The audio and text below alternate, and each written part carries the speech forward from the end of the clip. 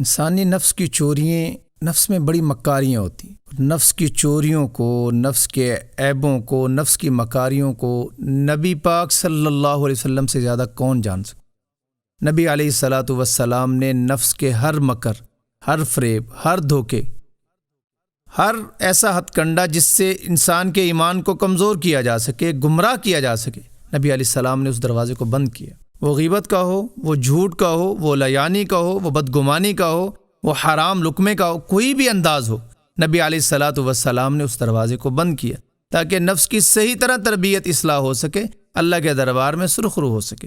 انسانی فطرت میں ہیلے بہانے بہت ہیں، ہیلے بہانے بہت ہیں۔ یہ ایسی باتیں جو خود کرتے ہوئے گھبراتا ہے، کتراتا ہے، وہ کسی اور پہ ڈال کے کہہ دیتا، فلانی جگہ سے میں نے سنا جی، فلاں ایسے کہہ رہا تھا، تو یہ جھوٹی باتیں ہوتی۔ امام غزالی رحمۃ اللہ علیہ فرماتے ہیں کہ جھوٹ کی سواری یہ ہے کہ لوگ یہ کہتے تھے۔ جھوٹ کی سواری کیا ہے؟ لوگ یہ کہتے تھے، کوئی تسلی نہیں، کوئی تحقیق نہیں، کوئی پوری معلومات نہیں، صرف اتنی بات کہ لوگ یہ کہتے تھے۔ حدیث پاک میں آتا ہے، نبی صلی اللہ علیہ وسلم نے فرمایا کہ انسان کے جھوٹا ہونے کے لیے اتنا ہی کافی ہے کہ وہ یہ کہہ دے، جھوٹا ہونے کے لیے یہی بات اس کی کافی ہے کہ وہ بغیر تحقیق کے کوئی بات بیان کر دے، بغیر تسلی کی کسی بات کو بیان کر دے۔ بھائی یہ بات تو منافقین کی عادت تھی۔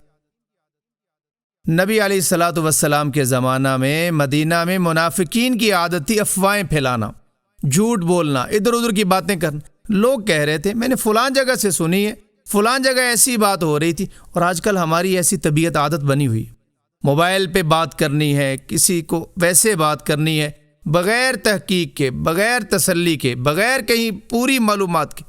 یاد رکھنا، ہم جو کچھ زبان سے نکالتے ہیں یہ نہیں کہ فضا میں جا کے غائب ہو جاتا ہے، یہ ہمارا ہر بول ریکارڈ ہوتا ہے، ہمارا ہر بول لکھا جا رہا ہے، اور ہر بول کا جواب دینا ہوگا، ہر دیکھنے کا جواب دینا ہوگا، ہر سننے کا جواب دینا ہوگا، ہر سوچ کا جواب دینا ہوگا، ہر پکڑ کا جواب دینا ہوگا، ہر چلنے کا جواب دینا ہوگا۔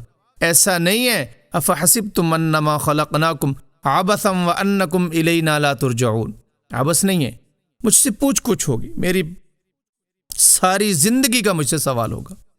خدا کے لیے اپنے آپ پہ ترس کریں، اپنے نفس کو گمراہی کے راستوں سے بچائیں۔ اللہ ہمیں عمل کی توفیق دے۔